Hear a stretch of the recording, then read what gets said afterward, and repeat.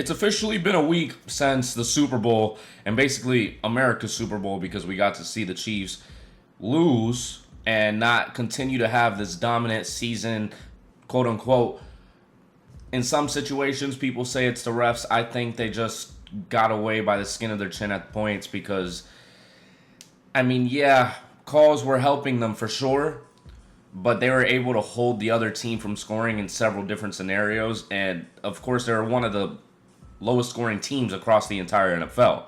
Now, with that being said, though, we've let it digest a little. We let it settle in terms of what we need to see. And we're about to get into the combine season. We're about to get into the fun part of the draft season. And to be honest with you, this is going to be the first draft that's going to legitimately have trades in it. And it's not just going to be the one that I did with Shedeur Sanders going at number 1. If you missed that, go watch it. But the Raiders traded up to number 1 in that one because there was a lot of speculation that they might try to get Shedeur.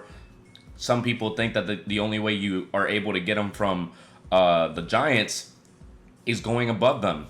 And the Titans would be a perfect scenario for them. But we're going to have legitimate trades. We're going to have trades that I feel are very realistic for this draft season to happen. But you'd be surprised that the top 2 picks, I'm not going to have any trades going on for them in terms of the 1 and the 2. So starting off with the Tennessee Titans, I am going to go with Abdul Carter. He is the best edge prospect that we have seen in a very long time. Maybe since Aiden Hutchinson and maybe since Myles Garrett, if you really want to go deep. But Abdul Carter played through injury, still had an insane game, and basically was playing with one arm. So when you have that type of player that's able to be so powerful, no matter what the case is, you want him on your team, especially with the new regime going into the Tennessee Titans locker room. And I mean, the Browns are in a scenario that their edge rusher, their phenomenal edge rusher, wants out. He does want out.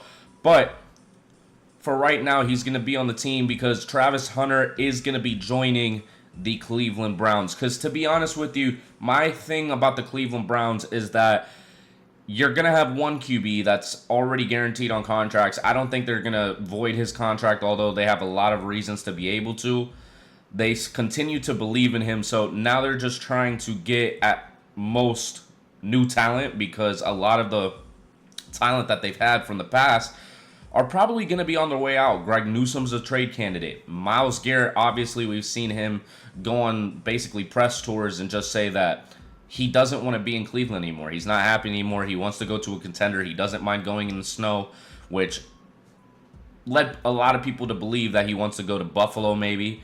I mean, I wouldn't blame him playing on the opposite side of Josh Allen, being a superstar that can hold down the fort on the defensive side. Obviously, Greg Rousseau is a very, very, very talented edge rusher. But if you have Myles Garrett across from him, that's a beautiful pairing for years to come. But I'm going to have Travis Hunter trying to start a new talent era for the Browns and try to make them younger. But we will see what happens with the Cleveland Browns going forward. I feel like the only person that can really challenge Abdul Carter for getting the number 1 spot is Travis Hunter because of how versatile he is. I do think that he's probably going to be a full-time cornerback. A lot of people think otherwise. A lot of people think that he should focus on being a receiver, maybe come in at points for corner when he really needs to be utilized to lock down somebody. He could do it, but he did give up a lot of deep shots at points because he wanted to have the flashy snap, but maybe that won't happen in the NFL since he doesn't have anybody to really impress at that point. But the number 3 pick is the New York Giants, and I know maybe a lot of Giants fans are going to be mad. I am going with what is being said, what I think the Giants are going to do, and all I have seen is the Giants raving about Shedeur Sanders. I cannot imagine them going another route than Shedeur Sanders if Shedeur Sanders is on the board. It is an immediate need. They're not going to move past this draft without at least getting a single QB. Maybe it's not even in the first round. Maybe we all get surprised and the New York Giants just go with Jackson Dart in the second round if he ends up falling to that point. He could possibly go 18 to the Seahawks if you really think about it. But for right now, the New York Giants, I am going to have them picking Shador Sanders. It just seems like they have been very set on that with the relationship that Brian Daboll and Shador have been able to grow into. But I think that's the place that Shador Sanders would want to go to most because of Malik Neighbors, obviously. Brian Daboll is a perfect coach for Shador because if you think about it, Josh Allen was a project quarterback coming in. Yes, he had the size. He had the physicals. He had everything he needed. But he was still very raw. He was very, very raw. And Brian Daboll helped tremendously for his career. And now he is probably the best QB in the league other than Lamar Jackson. 1A, 1B. Right now, Josh Allen is my 1A to Lamar Jackson's 1B. But moving on to the New England Patriots, another one that I'm sure a lot of Patriots fans aren't going to be super happy about. I know that you guys probably want T-Mac, if we're being honest here. But Mike Vrabel does not, I don't know. I don't think that Mike Vrabel is going to be focused on the wide receiver over trying to win in the trenches.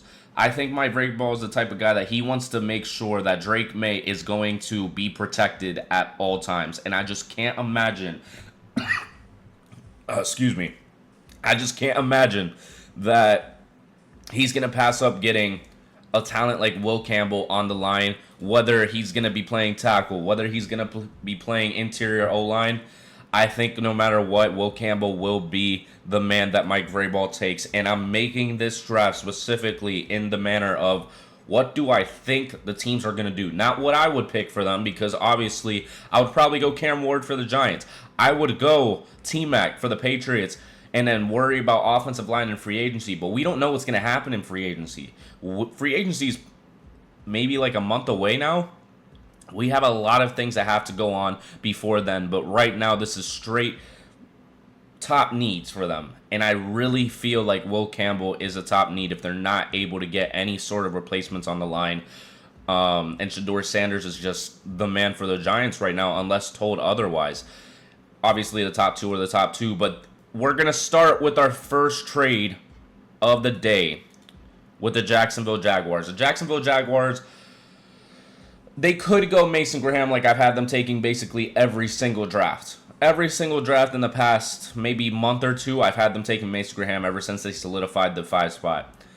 And it's the best case scenario for them if they stay here. But if you're able to get a talent from a team like, say, the San Francisco 49ers, if I can find them right here, they give you the 11 pick, you give them the 5, but you get Deebo Samuel going to the Jacksonville Jaguars. I feel that their new head coach, Liam Cohen, would want to have at least some sort of wide receiver 1 or a versatile weapon, because he's not going to be able to get Travis Hunter, obviously. He's not getting out of the top 3. It's possible, but I don't think he will. Not even top 4.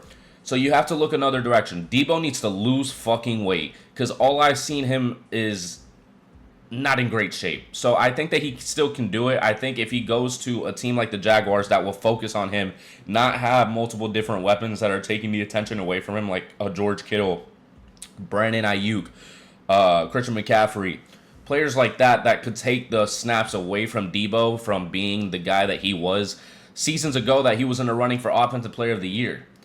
I think he can get back to that with the Jaguars if he's the focal point. Obviously, Evan Ingram is really his biggest competition other than Brian Thomas Jr. But Deebo would be like that Swiss Army knife that I feel that would be the best scenario for the Jaguars. And the 49ers want to get off of his contract. They want to get off of him in general, because this is the second time that now he's requested a trade. So I'm going to force a trade. I know that it says they're not interested in trading for this pick, but I think they want to improve their D-line a little bit more, and I'm going to have them taking Mason Graham. This is the last, I would say, second to last, a blue-chip defensive prospect that you can get coming off the board, because Mason Graham, in my eyes, is one of the best interior defenders that I've seen in a while.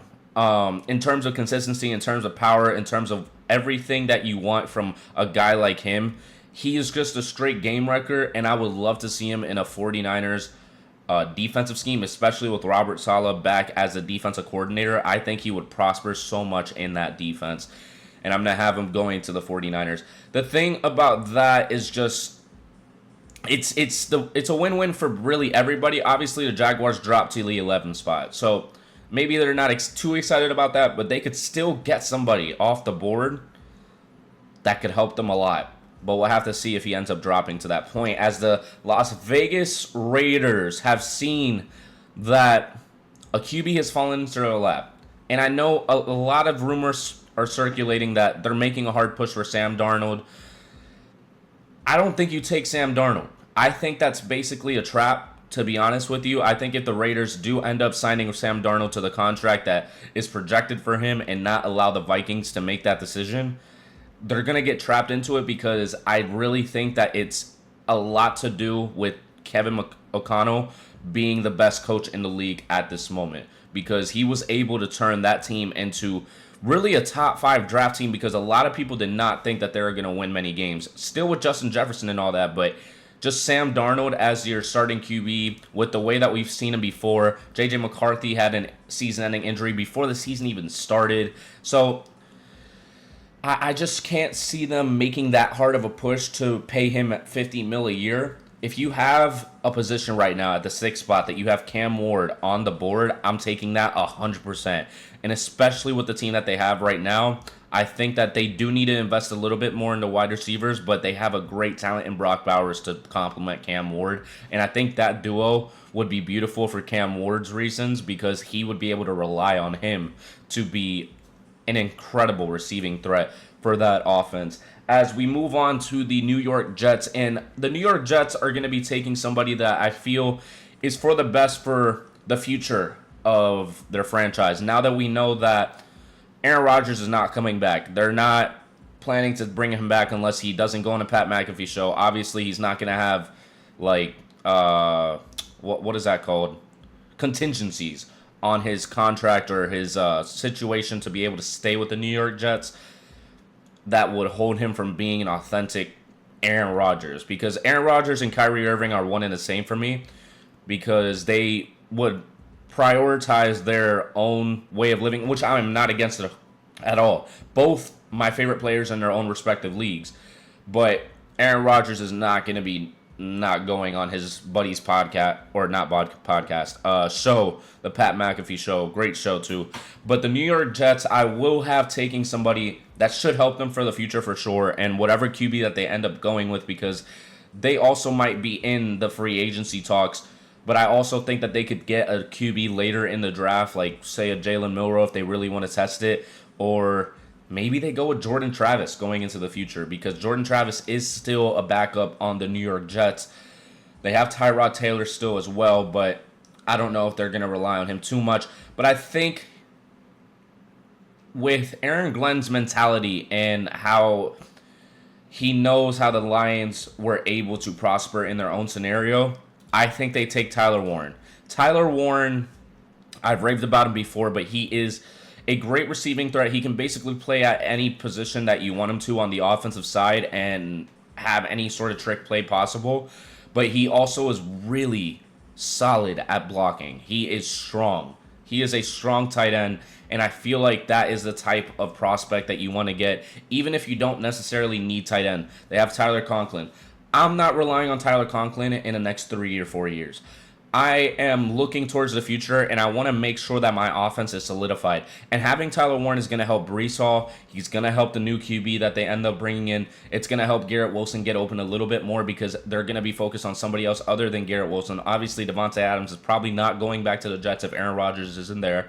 Tyler Warren is a great pick for the New York Jets at this position, and I can't see it going any better for Tyler Warren and also the Jets organization. So moving on to the Carolina Panthers, I am going to have them taking an edge rusher, but it's going to be an edge rusher that absolutely catapulted up the rankings, and that's going to be Mike Green. Mike Green has this pure power, but also an amazing first step that a lot of teams are going to be looking at very closely going into the combine, going into the pro days, going into the offseason, really, when they have workouts for certain players. I think Mike Green is going to continue to stand out. I think he could possibly be a top 10 pick. It's either him or Jalen Walker in my eyes for the Carolina Panthers, just because of the versatility that Jalen Walker has. Obviously, his size doesn't help him much going into the NFL level, but they'll be getting Derek Brown back from injury, having him next to Mike Green. Mike Green basically coming in and being the new regime at the edge slot because Jadeveon Clowney had a great year. He had a great year for what you would expect. But you need somebody that's going to be there for the future, and I think Mike Green is going to be a great piece to add for this Carolina Panthers team. I almost said New Orleans Saints. But the New Orleans Saints are going to be picking next, and I am going to have them taking a right tackle in Armand Membao, because to say that he is not the best fundamentally sound tackle in this class would be an understatement, because I feel that he could be, well, he's the second tackle coming off the board. He's able to come in and fill at this right tackle position that, I mean, Trevor Penning has been okay at, but they can move Trevor Penning in, and no matter the fact that Armand may not have the size, he may not be your biggest tackle, he's going to play a lot better than, say, a Mekhi Becton from the past, that he was big, he had the size, but he just couldn't play the position. He couldn't play tackle, and he would get beat on a lot of snaps. But now Armand should be able to come in and be very fundamentally sound for this New Orleans Saints offensive line. The Saints are just like the Eagles. They love to focus on offensive line and defensive line, and I think that's the best way to go about it, because we saw exactly how powerful that was in the Super Bowl for the Eagles and how it hurt the Chiefs so much because they had no tackles. Joe Thuney got beat at tackle in this one because he just faced incredible talent at the edge. And your defensive line basically just had Chris Jones and Karlaftis, who basically got put on an island at points. Chris Jones was able to get in sometimes, but with that offensive line, they were not allowing anything. If they had an injury, they were playing through it. Cam Jurgens, Landon Dickerson were making sure that he just didn't ever have a chance to get to Jalen Hurts, and made his day brutal. They made his day very brutal, and I think that is the way to go for a lot of teams, and I think a lot of teams are going to learn that now. And specifically also running back could be a scenario for that as well. But moving on to the 10th spot, I'm going to have a trade again. This is going to be a trade that maybe not a lot of people are going to agree with, but it's been rumored that he could possibly be going to this team. And that is Myles Garrett going to the Chicago Bears. And while, yes, it's not a Super Bowl contender right at this very moment, he can turn them into a Super Bowl contender. And I feel that giving up the 10th pick, giving up next year's first round pick, and giving up Myles Garrett is going to be the best trade possible for both teams. And I think the Chicago Bears would be willing to give that up. I think a lot of teams lower in the draft order would love to get Myles Garrett, but their draft picks just aren't worth that much because of how good they are. The Chicago Bears right now have the 10th pick. Their next year pick probably not going to be the best if they're going to have Myles Garrett on defense. But I think him coming in to the Chicago Bears young defense could help them a lot. I'm contemplating it just a little bit, but I think I'm going to go through with it. I think that the Cleveland Browns are going to start to try going into a new era, and Myles Garrett going to the Bears could probably send some ripple effects, as T-Mac is still here, but I think they're going to take offensive line. They're going to start focusing on different positions that have been maybe a little lackluster because of injury. And getting Kelvin Banks Jr. off the board here is a great spot for the Cleveland Browns because Jedrick Wills has been a little inconsistent with playing games. When he's in, he's good, but he gets injured a little bit too often for my liking, and I'm sure the Browns' liking. I think if they take Kelvin Banks Jr. here, it would be the best case scenario for them, although obviously T-Mac is still on the board. But a lot of teams might not be looking at wide receiver that strongly in terms of specifically Tatario McMillan, although I am not sleeping on Tatario McMillan at all. Tatario McMillan was second in broken tackles after the catch or missed tackles forced. incredible, incredible. And he's going to be a steal wherever he goes. But I feel like a lot of teams could be forcing or trying to trade their way into this spot over here, to the 12, 13, and 14 spot, because of simply the opportunity that they can have getting Tatario McMillan at those points. But I am going to have the Jacksonville Jaguars going with another player that a lot of people had them going with for some time, and that's going to be Will Johnson out of Michigan. Will Johnson has been compared to Patrick Surtain. He's been... I don't know if he's quite the player that Patrick Surtain is, because now he is Defensive Player of the Year. He could get to that, though. He definitely could. His speed comes into question at points, or his, I guess, catch-up speed. But I think that he could come in and be very complementative to Tyson Campbell. And now having Deebo Samuel on the team as well, and still getting one of the best defensive prospects in this draft, makes this Jaguars team a little scary. It does make them a little scary. As we're going to move on to the Dallas Cowboys, who I will never waver on them going with Ashton Jeanty. There's no other spot for Ashton Jeanty to go. Ashton Jeanty is going to be a Dallas Cowboy simply because of the fact of his talent, because of his superstar capabilities, because that is what this Cowboys team needs other than CeeDee Lamb. It's been CeeDee Lamb and that's it. They haven't had that superstar talent that can take the attention off of CD like Ezekiel Elliott used to have before injury, I guess you can say, or just wear and tear over time. But Ashton Jeanty should be able to come in. His broken tackles are a sight to behold. He is honestly the best halfback that I've seen in my time of paying attention to the draft. I mean, carries of 15 yards plus first. Missed tackles forced first. 151 of those. Yards after contact first. Almost 2,000 yards after contact. You're not getting better than that. You're not getting better than Ashton Jeanty and filling in that star role in the backfield of the Dallas Cowboys, now with Dak Prescott coming back for them, as the Miami Dolphins are on the board at the 13th spot. And with Javon Holland going into free agency, they're more than likely not going to re-sign him. They've had a very bad habit of not re-signing the talent that they already have, so why would they start doing it now after losing Christian Wilkins last year? I don't see them doing it. I don't see them bringing Javon Holland back. But I do see them going for another blue chip safety prospect, and that's going to be Malachi Starks out of Georgia. Malachi Starks is an incredible safety and an incredible defensive back. He can be the captain in the backfield, and I feel that bringing him in is basically just swapping the safety position from Javon Holland to Malachi Starks being the focal point of the safety position. So it's a good situation for them. Obviously, they might go offensive line because they said, we're going to invest in it. But if you have Malachi Starks on the board, I just don't see you passing up on that. As the Indianapolis Colts are on the board, but this is going to be another trade because the Los Angeles Chargers are seeing that Tatario McMillan is falling. Tatario McMillan keeps falling from team to team. And yes, the Colts very well may take Tatario McMillan if they could, but I feel that they wouldn't invest that. I think they want this 14th pick. Tyler Warren isn't on the board, so the Colts might be turned off from picking at this position since he's off the board. I don't think wide receiver is going to be something that the Colts try to go for, even if it is Tatario McMillan.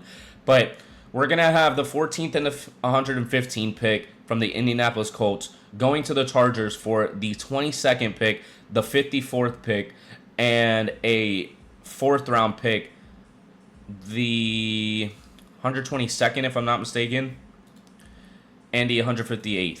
So those picks should be able to be enough for the Colts to be convinced to give their 14th pick up to the Los Angeles Chargers. And the Los Angeles Chargers, I will have them taking Tatario McMillan. If he drops past the Dolphins, if he drops past any of these teams are going to jump at the bait for sure. And it's not that much of a bait because Tatario McMillan, as I've said, one of the best wide receiver, if not the best wide receiver prospect in this draft. And once you get past him, it's a bit of a drop-off because we didn't really see a lot from Luther Burden this year. Obviously, I know he's very talented, amazing in summer scouting. amazing in past seasons, but his QB play was so bad that it made him look bad. So a lot of teams might hesitate. Emeka Egbuka, great wide receiver, smart wide receiver, but a lot of teams don't know if he can be anything other than a wide receiver 2, which I think he can be a wide receiver 1 in the right scenario.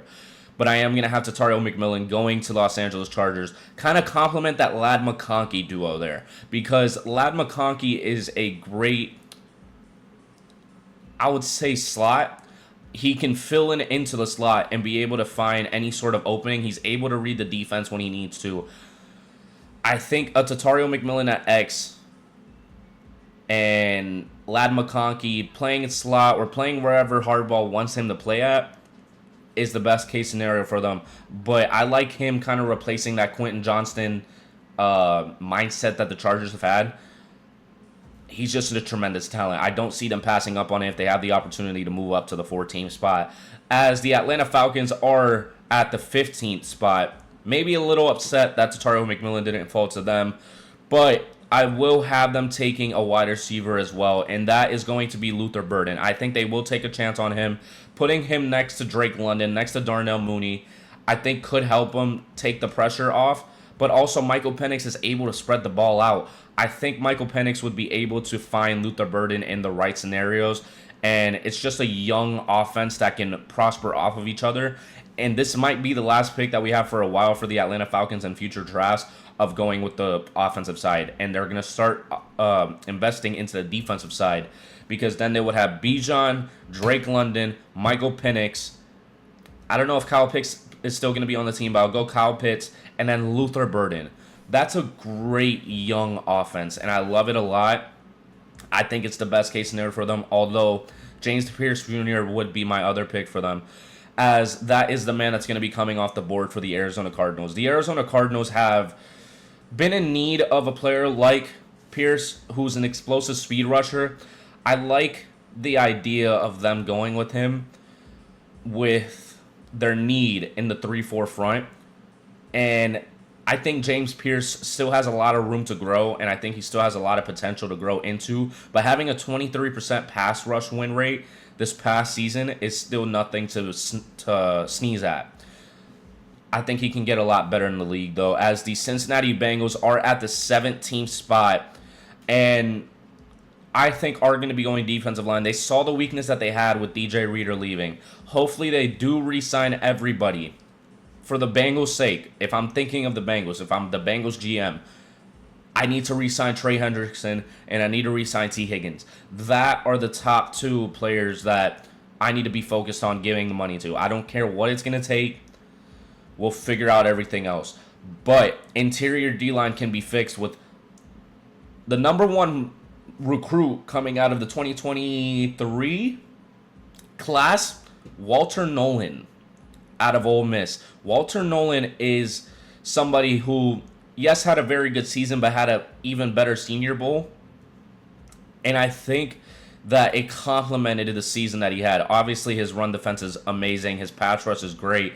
But as an interior defender, that is exactly what the Cincinnati Bengals need to put next to Trey Hendrickson, because there was basically nobody this past season in the middle that was able to hold a candle to anything Trey Hendrickson was doing or anything that DJ Reader used to be able to do for the Cincinnati Bengals team. As I'm going to have Walter Nolan going at the 17th spot to the Cincinnati Bengals. I just think the 2022 class, my apologies, it just came into my head. The 2022 draft class, top tier strength and explosiveness. And I think that he's only trending up. He could even go higher if teams really wanted him, like Jacksonville. Could be a possibility. I don't know if that's possible if Will Johnson's on the board. And also, the Miami Dolphins lost Christian Wilkins last year. Could be a scenario. But also, Malachi Starks was on the board. Don't see them going with anybody else in that scenario. But the Seattle Seahawks, who I honestly could see them going QB. I could see them going QB at this point, but I'm not going to go with it. I would be taking Jackson Dart if I'm them. Obviously, we still have some room to watch some tape on Jackson Dart. The Combine, the Pro Day, we need to see a little bit more from him to really be convinced that he is that type of talent for the QB position. But for right now, I'm going to go with another guy that has catapulted up, and he's going to continue to. Shamar Stewart out of Texas A&M took a lot of the limelight from Nick Thornton this past year, but for good reason. He has the size. He has the physicals. He has everything that you need, but his pass rush needs a little bit of help in terms of the moves that he's able to make. He doesn't have a go-to move. You need him to grow into himself as an edge rusher, and I think going into the Seattle Seahawks defense that is losing some guys on the defensive line could give him a lot more snaps to be able to grow. But the Tampa Bay Bucks, who are probably very upset that Shamar Stewart isn't on the board, might be willing to make a trade. They might be able to, or willing to make a trade, because that was probably their guy. They wanted Shamar Stewart from the Texas A&M team, and I think they would try to trade down and go with another position and go with depth. And another team that is looking for edge that maybe is a little bit more desperate than the Tampa Bay Buccaneers is the Washington Commanders. The Washington Commanders just saw that the Bears traded for Myles Garrett. He's not coming to the Commanders. Now you have to figure out something else. Now you have to figure out, what can I get from any one of these prospects going into this draft class that would help them out or help the defensive line out and bring some sort of potential phenom in terms of size. I'm going to go with the third round pick, the first round pick for this 19th spot from the Tampa Bay Buccaneers. I think they go with a different direction later in the round, but that would give the Washington Commanders a prime position to be able to get Mykel Williams. Mykel Williams, while yes, he also just isn't very great in the pass rush, great run defender, I think he still has a lot of potential. He's very raw. I think that he also played through injury for a lot of the season, so that could have taken a bit of it away. But going to a team like the Commanders that just has a lot of talent overall could make him motivated enough to keep going and keep working and keep getting better in the pass rush, in the run. Mykel Williams seems like a good scenario for this Washington Commanders team now that Myles Garrett is out of the Browns and now with the Bears. I think they stay aggressive with the edge defender position, as the Denver Broncos are going to be going with one man and one man only if he's on the board, and that's Colson Loveland. Colson Loveland is the guy that they need to be going for. I mean, Sean Payton said himself that he needs somebody that is going to basically be a Swiss Army knife that can play wide receiver, he can play tight end, and maybe even running back at points. Colson Loveland, I can have him playing wide receiver and tight end. Running back is a bit questionable unless he's maybe blocking or a lead blocker. I wouldn't trust him too much as a blocker, but I think going into this Denver Broncos offense should be able to improve their passing weapons overall and should be able to help Bo Nix going into the future. Loveland will likely be more of a slot type of tight end than a true inline player, so it leans into what Sean Payton's offense looks like most of the time. As the Pittsburgh Steelers, I'm going to have going with corner this time around. I've been having them going Emeka Egbuka, but I'm going to have them going corner. It's probably one of the most overall talented quarterbacks in the draft, and that's Jahdae Barron. Jahdae Barron has been able to play 3 different positions and at a very high level in the past 3 years. He played safety, he played slot corner, and now he's playing outside corner. And having that type of guy in a Mike Tomlin secondary should be able to complement Joey Porter Jr. a little bit more, take the pressure off of him, and make this defense even more dominant than it already is. I know that a lot of Steelers fans don't want to go defense. They want to go offense in the first round. But if you think about Mike Tomlin, if you think about the Steelers organization and how they draft, they've always done defense in the first round, unless it's just an insane talent. Maybe they've gone wide receiver or Najee Harris in the first round as well. I think Jahdae Barron would be the guy that they try to pursue in this situation, as the Indianapolis Colts are back on the board. And also, I'm going to have them taking corner. That's going to be a guy, Siobhan Revel. Siobhan Revel hasn't really been on my radar as much as he was before, but I think that he could be a guy that comes in, is the type of guy that you can see Chris Ballard drafting. Obviously, the season-ending injury kind of may turn Chris Ballard away. But Siobhan Revel's size, athleticism, and ball skills would fit in this new defensive coordinator scheme. I think it would be the best case scenario for them. I think they need to add a little bit more talent in the corner room. It would improve a major weakness for that corner position, as the Green Bay Packers are actually going to go with wide receivers. A lot of chatter's been going on about, oh, we need a wide receiver one, we need a wide receiver one. In this scenario, I just don't think that T. Higgins is going to the Packers. Honestly, I know a lot of people want to see T. Higgins go somewhere, be a wide receiver one. I think he stays with the Cincinnati Bengals, in my eyes. You can let me know down in the comments below how that doesn't happen. I'm happy to talk about it. But I'm going to have Emeka Egbuka going to the Green Bay Packers. While right now he seems like a wide receiver 2 type of prospect, I think if he goes to the Packers, they utilize him correctly. He is smart enough. He's intelligent enough to be able to be the wide receiver 1 that they need. He has a lot of talent. Like I've said before, he has the Amon-Ra type build that can make him that wide receiver 1, make him the go-to receiver for this team, and he could be able to get open and trick defenses across the league.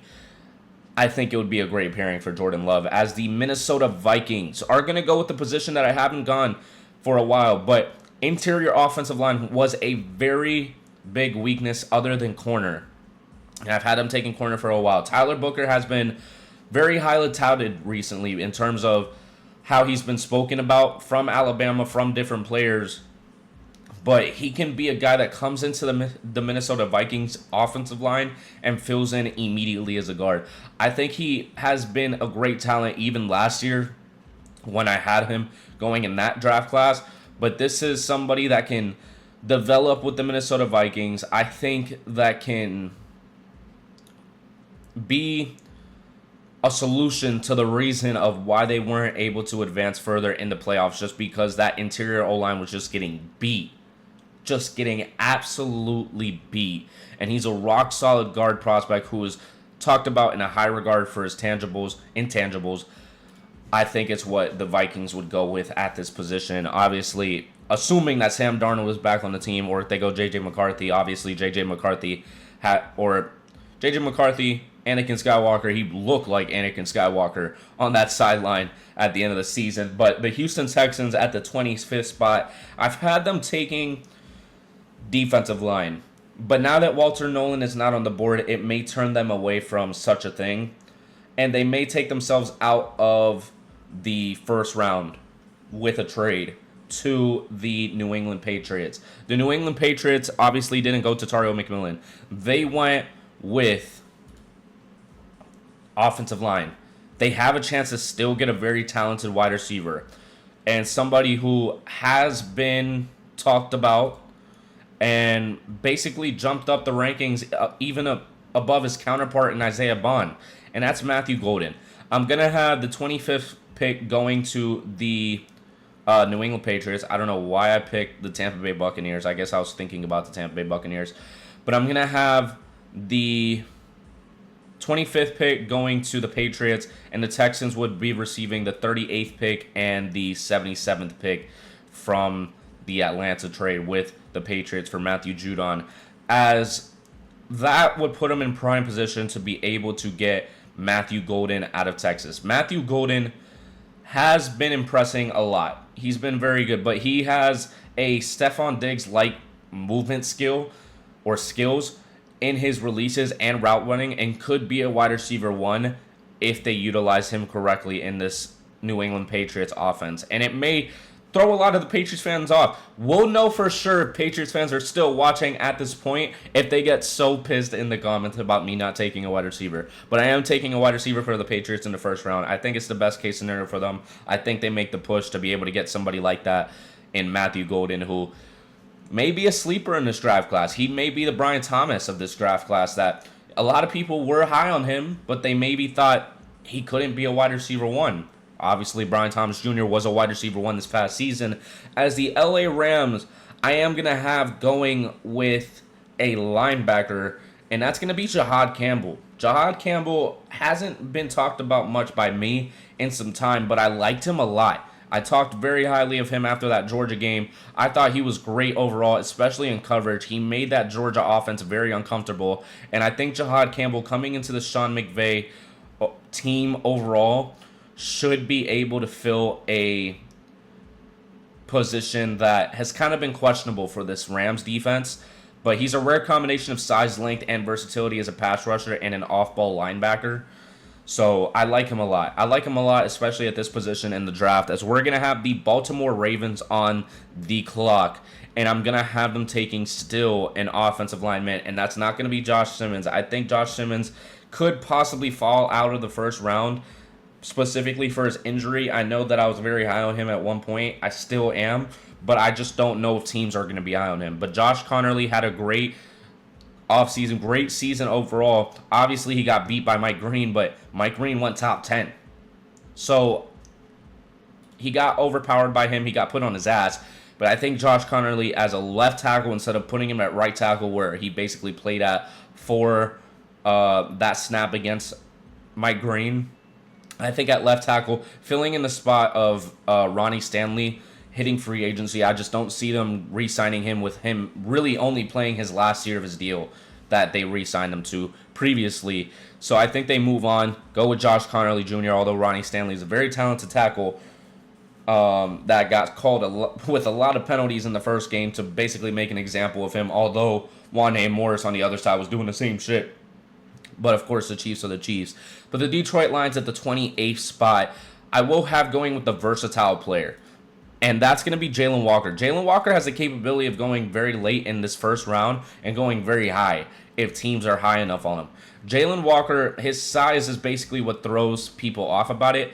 He's a tweener prospect who isn't as big as an edge rusher, yet doesn't have the natural instincts of an off-ball linebacker. So it could change in time or change with time, but he's a young prospect, very athletically gifted with his explosiveness. And I think going to a team that needs that type of guy, either on the edge or an off-ball linebacker, obviously his size doesn't help him on the edge like I've already said, but he's able to hunt down mobile quarterbacks. I think going to the Lions is the best case scenario for both sides, as the Tampa Bay Buccaneers are back on the clock. And I mean, I think if you don't have Shamar Stewart on the board, I can see the general manager of the Buccaneers would be the type of guy that if you don't get exactly what you want, you go and get more picks, and specifically for day 2, which they were able to get from Washington. And I think that in this position, obviously, cornerback and edge are very big needs, but the idea of Gray Zabel coming into this offensive line and playing opposite of Tristan Wirfs, it's something very hard to pass up on. Also, another guy that had a very impressive Senior Bowl, very impressive season overall, but we were able to see that he was able to measure up against other top talent. I like Gray Zabel going to the Bucs. I think that would help Baker Mayfield going into the future, and they worry about edge a little bit later. I think they could possibly go with the project like Princely, or I don't know if these guys will be able to fall out. Josiah Stewart is a possibility as well. But I'm going to go Gray Zabel going to this offensive line of the Bucs. I think you really want to solidify it. You really want to be sure that that is the offensive line that you have. Tristan Wirfs, Luke, Graham Barton, Cody Mooch, and Gray Zabel forming just an incredible offensive line with that. I think is the best case scenario for them if Shamar Stewart is not there. As the Buffalo Bills are still here at the 30th spot. Hopefully they don't trade out of it, because they have a very bad tendency of trading their picks to the Chiefs when they're right below them. As I think they go interior defensive line. I think they need to fix the whole situation of bringing Daquan Jones back basically every single year just because they can't get another defensive interior player. Although, don't get me wrong, Daquan Jones has been very good for them. He's getting old though. You need to move on from him. And Kenneth Grant, I think he has a lot. I think he has a lot of upside. 340 pounds, has the size that you want for an interior, and unique quickness. I think Walter Nolan and Kenneth Grant have a lot of things in common, but Walter Nolan just is somebody that executed a lot better. Kenneth Grant shined a lot this past season. I think he could shine a little bit more next to Ed Oliver, just like he did with Mason Graham on the interior, as the Kansas City Chiefs are at the 31st spot. And I think we'll go with somebody that's going to help Chris Jones in the middle, because Chris Jones, yes, while he's still one of the best, or if not the best interior defender in the league, I think that he's only getting older. You can't put as much pressure on him to be that type of guy. And Derek Harmon, I think, could be a scenario. But I'm starting to convince myself otherwise, because I know that Josh Simmons is on the board. And I think, to be honest with you, with the need at tackle, they should really go with Josh Simmons. I was very set on Derek Harmon going to the defensive line, if I'm being honest with you. He's a run stuffer. Or he was more of a run stuffer whenever he played with Michigan State. But Josh Simmons, man, I think they take a shot. I think they take a shot on the offensive line, and they saw how much of a weakness it was. I just don't know if they focus on that in the free agency, and then they're able to get Harmon and pair him up with Chris Jones. I think that's a beautiful pairing. So if you take anything from this, I'm very split on Josh Simmons and Derek Harmon going to the Chiefs. But I'm going to go with Josh Simmons simply because of that tackle position being a desperate need for that future of the Kansas City Chiefs O-line. And the Philadelphia Eagles, the Super Bowl champions themselves, could only really need one thing, and that's depth at the edge. I think that going into the future, they have a lot of contract situations. I mean, I don't know if Josh Sweat, I'm an idiot. Josh Sweat could be on his way out. But Scorton has the size to play anywhere. From 3 technique to wide 7 along the entire defensive line. So I think Nick Scorton is the type of guy that the Philadelphia Eagles are going to see how he played in the past. Yes, he had a bit of an off year, but I think they're going to focus on the overall player that he is and the talent. Maybe his workout makes them more impressed.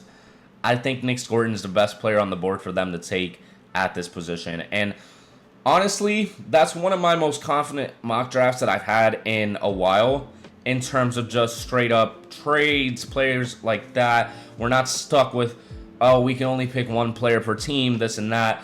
I think trading the way that we did helped out a lot.